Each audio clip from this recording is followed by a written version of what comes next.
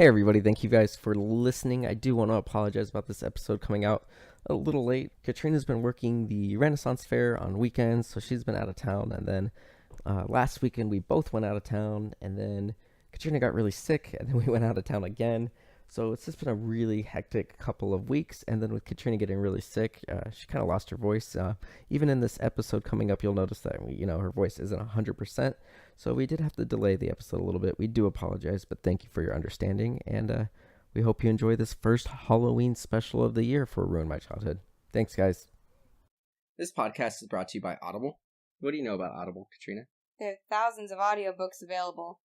Yes, they do. Indeed. We've been using Audible a lot lately. I've been listening to The Dark Tower. You've been listening... What have you been listening to? The Night Circus. The Night Circus. We went to a party that was themed off that, so we kind of had to read it. And Audible made it really easy. And for our listeners, we do have a free trial. You can go to audibletrial.com/MDXpods and get a 30-day trial and one free audiobook. So go ahead and do that. You get something for free, and it really helps out the podcast. And you get to keep the audiobook even if you cancel. That's true. It's like having your cake and reading it, too. Oh, God.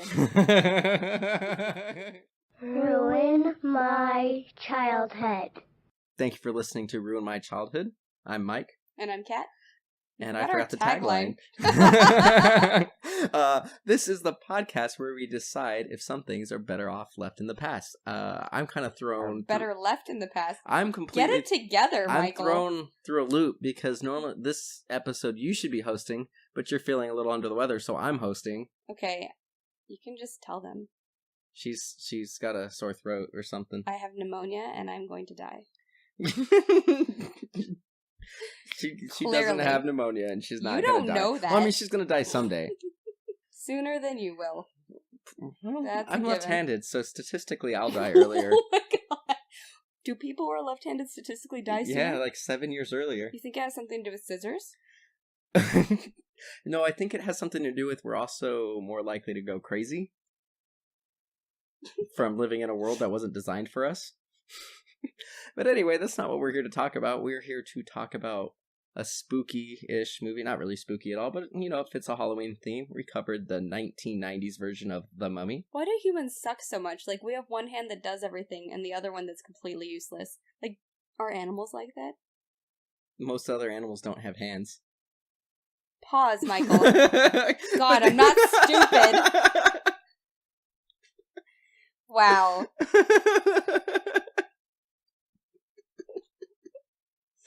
Anyway, we're talking about The Mummy. Monkeys have hands. Monkey finger. Choo choo eyeball. So anyway, we're here to talk about The Mummy. What do you remember about The Mummy? Not a hell of a lot. Brendan Fraser was in it, and that's pretty much the extent of my memory of this film. So we've been wanting to go back and watch this movie for quite a while. You've mentioned it several times at Universal Studios. That's your favorite ride. It's not my besides favorite Harry ride. Potter. I think I liked Jurassic Park more. Changing your story all of a sudden. But, just pretend like you know me as a person. If given the choice between The Mummy and Jurassic Park, you almost always chose The Mummy.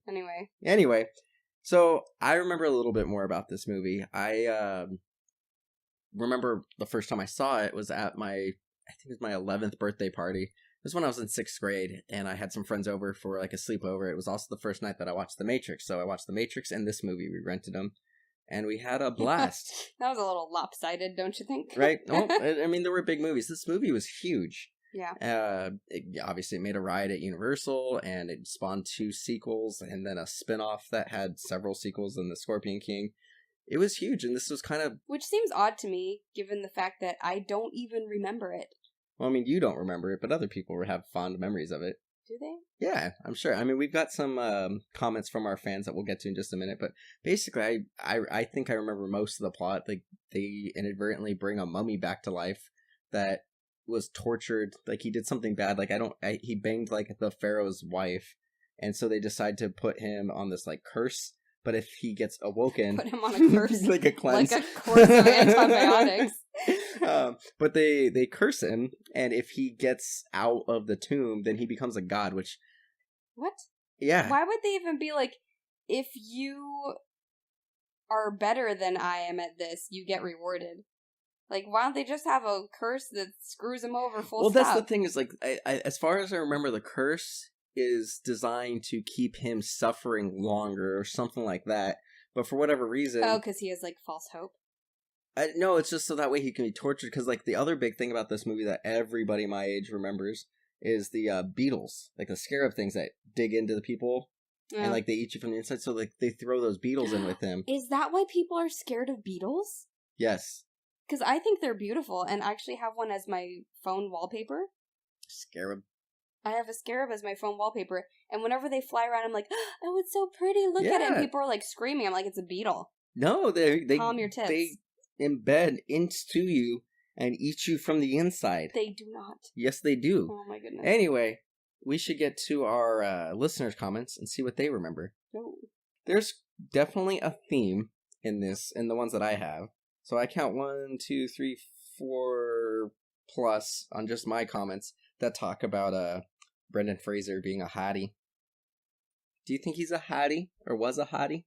You know, he's most prominent in my mind as George of the Jungle, so I have to say no. Dude, he was yoked in that movie. That's fine, but he had the intelligence of, like, a toddler. Nah, man, he was a sexy toddler. I think that disqualifies you sexually. So the first one that I've got is from Julie M. 1019. The guys losing their eyes and tongues. I don't remember that. Scared me so much. This movie also started my crush on Brendan Fraser. First one, I don't know how to say that. V shite. Patience is a virtue. Not right now, it isn't. Oh, that's funny. I don't know what that is, but I bet it's cheeky when they say it. I guess so. Sarah Jean Allen said, those damn beetles that would crawl up in your skin, I thought they were real. Oh, and Brendan Fraser was one hot man. One hot man. Miss Nav says, not so fun fact, apparently during the hanging scene, Brendan Fraser was actually hanged. He passed out for several minutes. So that's funny, because I've got another one from about the hanging scene. And I'm not going to read part of it, because I'm not sure if it's racist, or if they actually took, like, stuff from the movie, but it says, any last request, pig? Yeah, loosen the knot and let me go. And then there's a bunch of random syllables. I don't know if they're just, like, making fun of, like, an Arab language or Egyptian language. But then it says, of course we don't let him go. And then there's, like, more syllables. So, apparently Brendan Fraser's character is going to get hung and tries to get out of it. I don't know. All right. Jack says, Rachel Weisz's painfully sparse eyebrows. Is it Weiss or Weiss? It's with a W. I've heard it pronounced both ways. She's English. But the name is German, isn't it? I don't know. I thought it was the Russians that pronounced W's as V's, though. I have no idea. Oh, no, wait. It's V's as W's. I don't know. Carrie Giada says, what is a place like me doing in a woman like this? I'm assuming there's a drunk person in this movie. Or there's a sex scene. Ooh. The last one that I've got was, I was actually upset when I heard they were making a Mummy movie. Oh, I'm sorry, I didn't say who this was from. This is IRL, In Real Life Girl 34. Says, I was actually upset when I heard they were making a Mummy movie. I loved the Boris Karloff original. Well, needless to say, I was swayed when I saw it. My favorite part was the fact they let Evie be smart and hold her own against the male counterparts. She wasn't a pure damsel in distress. That's why I liked the movie. And Brendan Fraser was eye candy and was great to see as well. I didn't get any comments about Brendan Fraser. That's weird. Why did they all go to me? My followers are just classier than yours. Maybe. All of mine are female. All of mine were female, I think. Just a bunch of female horn dogs over there. Well, I think we should just go talk or watch the movie. Then we'll talk about it, and we'll see if Brendan Fraser is in fact a hottie. All right. And, yeah. Jonathan, I think you found something. On May 7th, uncover the secret. Unlock the legend. No! Unleash the power. We are in serious trouble.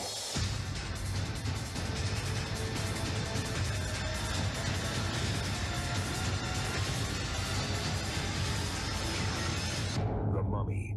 He's here. Rated PG-13. Starts Friday at theaters everywhere. Okay, we just watched The Mummy. And, I've got a lot to talk about, actually, with this one. Oh, boy. So I'll just synopsize it real quick. Summarize? Synopsize is a combination of doing a synopsis and summarizing. Please stop. Synopsize. Oh my god. So basically, this movie opens up with it's probably like a 5 to 10 minute like opening talking about how Imhotep got cursed. So I thought he banged the pharaoh's wife, but he actually banged the pharaoh's mistress. And there was a pretty cool little thing where it's the woman from the poster and the trailers where she's in all gold body paint and she's got like black stripes. And the reason the pharaoh finds out is there's like a thumbprint on like the makeup on the arm. So he's like, somebody touched you.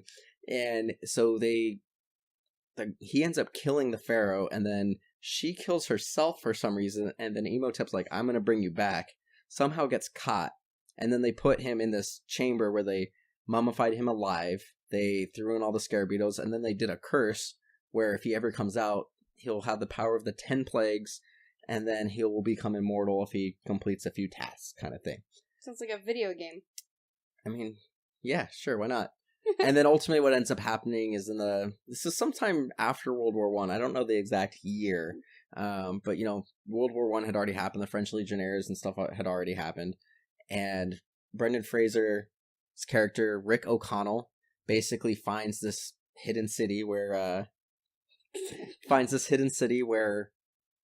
Imhotep is buried. He ends up getting arrested in some town as like a drunk.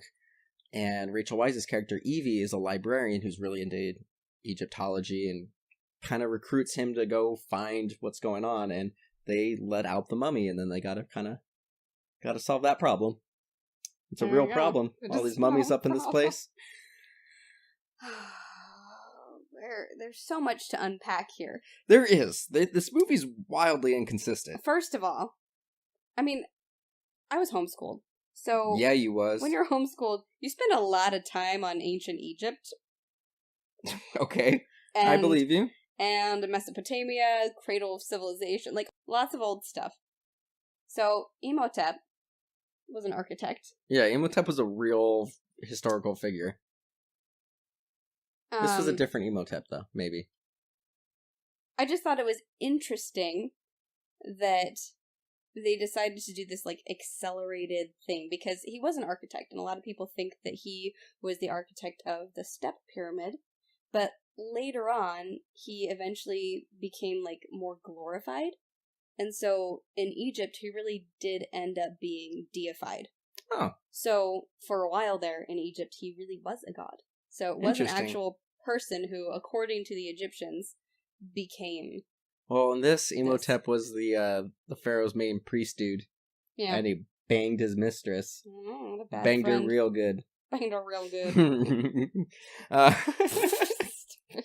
So the thing that's weird about this movie is, there's this, it's a long opening. It's, like I said, 5 to 10 minutes. And it shows them, like, going and stealing, like, the book, which becomes a big deal later on. It shows them, like, getting killed by the guards, and, like, it shows them all getting mummified and tortured and stuff like that. And it has this whole, like, voiceover that's done by the, throughout the whole movie, there's this group called the Magi, who are supposed to prevent the Magi? The Magi, same thing. The Magi. The Magi are supposed to prevent the mummy from getting out. And, like, originally they were going to have Imhotep do the voiceover. And then the director's like, wait a second, Imhotep wouldn't know English. So they're like, oh, it's a movie. I think I could have forgiven that. But you would think instead of having it go to the Magi dude, they would have just had like Brendan Fraser or Evie, Rachel Weisz's character. Right. That would have... She's the one that logically makes the most sense, I would think. It does. Like, she could have had field notes or something. Right. Totally. Like Dana Scully. Scully! Scully! It's me. Mulder, it's me. We're getting sidetracked. So one of the notes that I have was, this movie's better than I thought, and everything, because it goes into this, Brendan Fraser has this little, like, fight scene against all these, like, I guess they're in Egypt. I don't know who he was actually fighting, but he's fighting these people, and he's got his little sidekick named Benny, and he's like, Benny, this is where you gonna get my back? And he says something like, your strength gives me strength, and then immediately runs away. And then Brendan Fraser's a badass. Like, pulls out a rifle and kills a bunch of guys, and he pulls out, like, 2 pistols, kills a bunch of guys, pulls out 2 more pistols, and everything. So I'm like, this is actually pretty good. And that's what my note says, and then the next scene was awful. The scene in the library. My note is this movie is worse than I thought. Wow, weird. I really liked the opening, and no. but that library scene. You want to tell us what happened in the library? Well, it's one of those movies where it starts off with a lot of CG that does not hold up well. Yeah, that's true. So I kind of thought, okay, I'll give it the benefit of the doubt. Maybe I can look past this. And then there's just gradually more CG throughout the film, which really does not help it because it is so awkward. Like, the beginning of the film is so awkward. They throw in all this random, like, slapstick kind of stuff. And they have this scene in the library where the librarian, Evie, is getting a book. She's up on a ladder, and she leans back too far, and the ladder stands up. And she's balancing on it, kind of like stilt walking. And doing the whoa, whoa, whoa, whoa, whoa, whoa. Yeah. And the library is circular for whatever reason. And she eventually falls into one of the bookshelves, and all of the bookshelves fall down like dominoes. And it was just so out of place. But also not, because then they throw in more junk like that through the rest of the film. And I think the angle they were going for... Though. The angle they were going for is probably Indiana Jones kind of stuff. Because there are those moments that are just cheesy for the sake of being cheesy in that franchise. And I think this was trying to do that. So, I agree that there is some kind of corny stuff. I don't think anything is as bad as that library scene for the rest of the movie. I mean, the acting. Well, so the thing, I have some notes as to why there were some choices made. So originally, they really wanted Leonardo DiCaprio. And Leonardo, he's so little though. He really wanted to do this movie. He loved. They need a little manly man. This was right after Titanic and before he did The Beach. Well, he's not little now. He's got that dad bod. Yeah, he made us look good. Dad bod. Thanks, Leo. Thanks for lowering the bar. Thanks so much. So Leonardo DiCaprio really wanted to do it, and he actually went to the producers of The Beach and asked if they can delay that one. And they said no. Well, what ended up happening, which is crazy, is that movie was supposed to be like this whole eco-friendly movie, and it ended up causing a lot more damage to the island. It did. It and destroyed an ecosystem. Yeah, the movie ended up getting delayed anyway, but by that point, they had already got Brendan Fraser. And so Brendan Fraser met with the director and was kind of had this idea that it should be like an Errol Flynn kind of movie. And that's kind of when they reworked it a little bit and kind of made it more like a swashbuckling, kind of fun action movie. And he played it over the top like that. And I think Brendan Fraser was delightful in this movie. I think he played the character exactly the way it needed to be for the script that he had. Right. I think he did a good job where he was rugged when he needed to. He was stoic when he needed to. But he was also very tender towards the end. And I felt by the end of the movie, he really did care for Evie. And obviously they did 2 more movies after where they're married.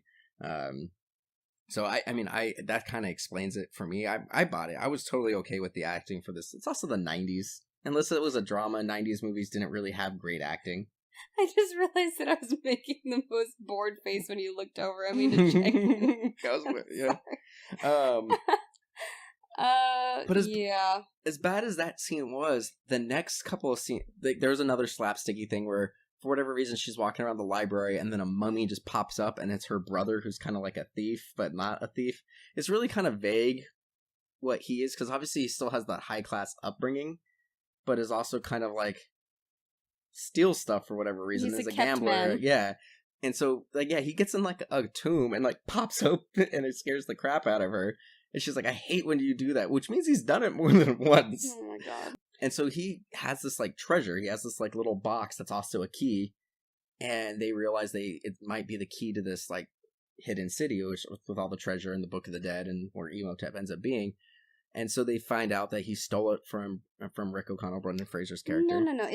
He's just basically a treasure hunter, the brother. He is, but he stole that from Brendan Fraser, and it turns out he has stolen a bunch of other things from other people. So I think he wants to be a treasure hunter, but he's not brave and he's not smart. So I think he just goes around other people and steals their stuff and tries to I think he's one of those people who's kind of skeevy and tries to hear things from the underworld and then just tries to beat people to it. But he has he's got a lot of ambition, but no actual skill.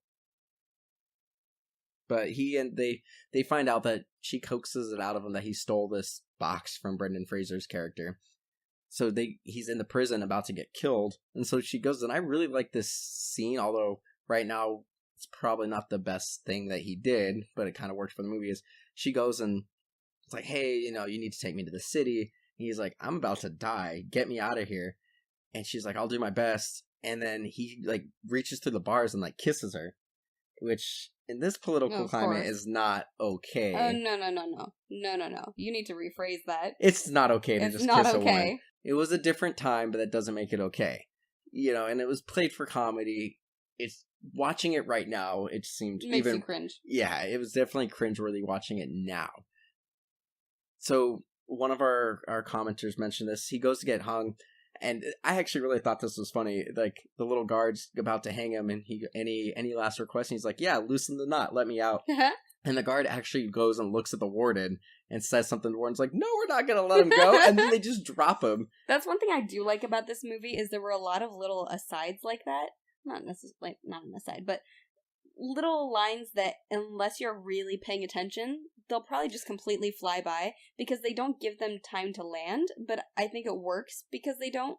So it's only if you're really paying attention that you catch the joke, you have like a split second to laugh about it, and then it's on to more action.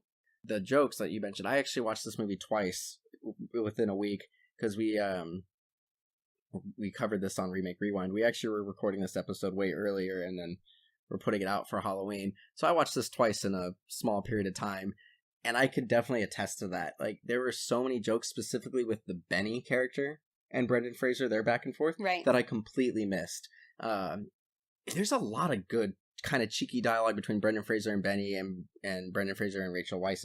And there are funny things that happen, like, in the wide shots. Not so much, like... So sometimes there are physical jokes in movies, and they'll usually do close-ups of what's happening through those, because they're usually pertinent to the storyline. Right. But in this film, just like with the dialogue, there were a lot of little jokes that ended up in the physical action of the film. So in, like, fight scenes or in the wide shots, there are little things that are hilarious if you're paying attention, but they're not going to change anything in the movie if you don't notice them happening. So, and that, which kind of leads us to moving on to the next scene. They get on this boat to go down the Nile River to where they need to go, and it turns out there's an American crew of adventurers looking for the same treasure, and they say, hey, we've got somebody who's been there as well. And it turns out Benny is helping them. So Brendan Fraser kind of like confronts him. Mm-hmm. And, he's like, I should kill you, Benny. And then he's like, what about my kids? He's like, you don't have any kids. He's like, I could have kids, kind of thing. And then he throws them. He just throws them off the boat. He straight up throws them overboard. Right. And the Nile has crocodiles. I know. People die all the time from falling off of ferries. Right. And then what's crazy is, like you mentioned, that stuff going on in the background that they don't make a huge attention to detail, pay a huge attention to it, but things are happening. Like, while that's going on, one of the magi, whatever, how did you want me to pronounce it? Magi. The magi, magi. Is sneaking onto the boat while that's going on. And it's just kind of in the background.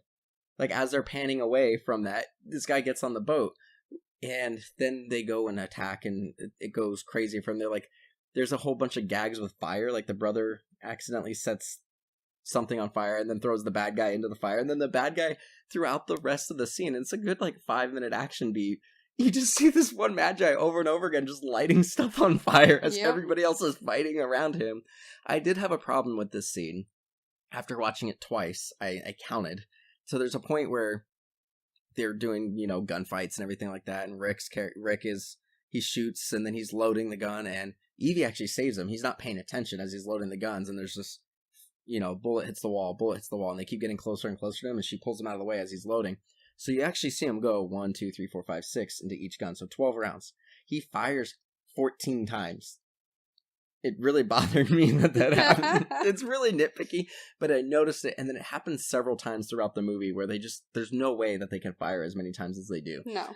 And that normally doesn't bother me. If you watch a movie like Commando with Arnold Schwarzenegger, that guy has unlimited ammo. Rambo, unlimited ammo. Just don't show them reload. But if you're going to show me reload a revolver, it doesn't work. But, there's another great scene right after that. Like, they end up burning down the boat, the American crew's on one side of the river, and Benny's like, O'Connell, looks like I have all the horses. And then O'Connell's like, hey, Benny, you're on the wrong side of the river. And everything. And, the way they that's not necessarily a great line, but the way they deliver it was great. I thought it was really fun. You had to be there. I really liked it. Another thing that I really loved was the dad from Jumanji. It was the leader of the American crew. Yeah. He was also the butler in Richie Rich. So this is the third movie we're covering with this actor who I don't know his name. I don't care to look it up. He's just one of those actors. That's the career I want. Right. You know that person, but you're never going to be like, oh, it's so-and-so. Yeah, he's just working. And then they finally get to the city. And it's I thought it was really great. The whole they each pick an area of the tomb to kind of raid, and there's booby traps, and there's the beetles, and they have to do some riddles. There's a whole series of mirrors that they use to light up the tunnels. I thought that was really, really cool, and I really liked how they did all that. Mm-hmm. And then, of course, let out the mummy, and there's some legitimately creepy scenes for the next 20 minutes. When they let out the mummy, I love this line. They open it up, and they realize that it doesn't look like a normal mummy. They say he's juicy. still juicy. And it's he's still decomposing. And there's fingernail marks in the tome and everything like that. The CGI beetles, scarabs looked really bad. Yeah. I think that stuff is probably the most egregious CGI in the movie. I don't even the effect of the crawling in people's skin looked really weird. It's just old CGI. It's just old CGI, Speaking but it was of old cutting things, edge. When they open that sarcophagus with the box that is a key, Right. They pop it in and just rotate it. It is thousands of years old. Okay? You would need to put some muscle in that. You gotta put some muscle into that. Plus, how does that even work? Are there cogs in there? What is going on? Why is there a key? Hey, clearly there's magic. Maybe it's just magic. Okay? So, this gets a little creepy. So, they open that up. They haven't read from the book yet. And there's this, the Magi come and they, attack again. They're like, you need to leave or we're going to come back and kill you. And then they don't leave. They read from the book, bring the mummy back, and they all run inside because all these, locusts start coming. And then the mummy finds this one guy who looks like Michael C. Hall from Dexter. And he rips his tongue out, rips his eyes out, but we don't see it. Right. We just see it off screen. You just see him react to the mummy and scream. And then the next time we see this guy, Evie's walking around. She's like, Mr. Burns. And he's just like, he took my tongue. Mm-hmm. And I'm like, and you see his eyes are missing. And then she's asking him for help. Yeah. But it's really creepy. It is creepy. And you know what I really don't like about this part? Is they all talk about the curse, and yet they do it anyway. Well, they didn't know. They all were like, curses. Or even Evie was like, curses. Psh, that's just fairy tales. There's no actual thing. If the locals are like, yo, that's cursed, you don't do it. But the thing is, there are a lot of people who have superstitions and stuff like that. I get it. Yeah, and they opened up King Tut's tomb, and guess what? His hounds died. That's what happens when you don't pay attention to a curse. Well, there are some booby traps where stuff happens, a sulfuric acid sprays out at them. Right. Or they call it salt acid or something like that. So they realized from the beginning that this stuff is happening because of a curse. Right. Why isn't their immediate plan of action to find the book and figure out how to fix it with the book? Well, they didn't know where to go initially. So what ends up happening is there's only 4 people who She's a librarian. Right. Well, the reason that comes back, there's a reason why she doesn't know what to do initially. So there's only 4 people who actually are cursed because the person who opened the box where his organs were are the people who are actually cursed. And so he needs to get the jar. No, there was a box that had the jars. So one box had the Book of the Dead. The box had the Book of the Dead, and then there was a secret panel that had all the organs. So he has to get the organs from them and then get their fluids and their essence to become back to life. And there's some pretty messed up stuff. So Benny, there's a really great scene with Benny where he's about to get killed by the mummy. Benny! And he has, he first pulls out a cross and starts praying to God and nothing happens. And he pulls out something else. Then he pulls out another symbol and he just makes a really bad Asian act, the stereotypical. Oh my lord, yes. Yeah. And then he pulls out the Star of David. He and pulled the mummy out a stopped. Buddha and started making racist, vaguely Asian sounds. And then he pulls out the Star of David, and the mummy stops, and he's like, "Oh, the language of the slaves." Yeah. It's like, whoa. And he Brutal. goes, "I will have use for you. I'll pay you in gold." And he's like, "Okay." And then it's really messed up. So Benny goes from being like kind of a coward to like just a straight, just terrible person. So he like tricks Burns into like this meeting, and he's like, "Hey, my benefactor wants to help you out, but first he wants to thank you for your eyes and your tongue." So he like, this guy's blind, and like gets him to set this meeting with the Imhotep. Like Imhotep could have just killed him and taken his organs and stuff and everything, but he sets up this whole thing to like torture him, thinking he's gonna get his like, not his eyes and stuff back, but you know, somebody who can maybe help him, and then does that, and then one by one all 4 people get killed in various ways off screen. You see one guy gets sucked up in a tornado and spins around and Get sucked up. Sucked up. Yep. And you know, and then ultimately he decides he wants Evie to be the vessel for reincarnating his... I mean, she's the only chick there. And whoever commented on her eyebrows, you were correct. Oof. Those Rachel Weisz, beautiful. She's gorgeous. What happened in this movie? Yeah, they really messed with her eyes. They uglied her up. And she was still beautiful. Actually, what's funny is there's another scene, in the boat scene, she was wearing like a white sheer kind of thing. They had to... The movie was going to be rated R because it went too sheer. So they had to use a bunch of the CG budget to actually cover her up and paint over that blouse frame by frame. Because they didn't think about a white sheer kind of... Sure they didn't. Right. Yeah. Sure they didn't. Right. Yeah, you're right. That's Probably, BS. yeah. At this point, obviously, they just go and they fight the mummies, right? Now, where I feel like a fool, we've gone to Universal a lot lately. We've talked about it on the podcast several times. I was really smug the first time we went on that ride, the mummy ride. Oh, it's so much fun. And all the there's several mummies in the ride, like as before it actually gets going into the dark part. And I'm like, there was only one mummy in that movie. And there are a ton of mummies in this movie at the end. Like, there's like zombie-style mummies that are really easy to defeat. But then there's like the Imperial Guard-style mummies that can like crawl on the walls and like really good fighters. And I'm an idiot for thinking there were no mummies. That's the overall plot. Anything that you want to call out? I know there was other stuff that we thought was hilarious. One thing that we should bring up is during the whole, when he was going after the 4 people, there was a lot going on. So there's a whole bunch of stuff that we kind of glossed over, and I would like to kind of go back to it. Because there was a lot of little action beats. There was like new superpowers. Like the mummy just kept coming up with new superpowers. But there was some pretty cool stuff. There was some really good scenes. Like there was some really good interactions with Evie and Rick when they realized they kind of messed up and brought the mummy back. And so I don't know how they get back to the town so fast, but they get back to the town and they're getting ready, and like Evie wants to stay and fight and Rick wants to leave, and there were some really good interactions. Right, like when they're in the hotel room, they're packing up everything. He's trying to put stuff into a suitcase, and she slams the suitcase shut on his hand. Smashes his fingers. He reacts. She doesn't acknowledge it whatsoever. Like, those are the fun little things that they kept in this movie. Just those beats that are good for a laugh to break up all of the action. Or the cats, the little cat jokes between killing people. Right. So, like, why didn't they just all have a cat with them? I don't know. So, basically, like, the mummy comes back and sees a cat and just, like, freaks out and leaves. And they're like, oh, cool. Because cats were worshipped. Right. And so they even have... So, to answer your earlier question, you asked, why didn't she know what to do? Well, it turns out her boss, like the head librarian dude, there's a point we didn't even bring up. He, like, accidentally burned the map to the city because he actually is part of the Magi.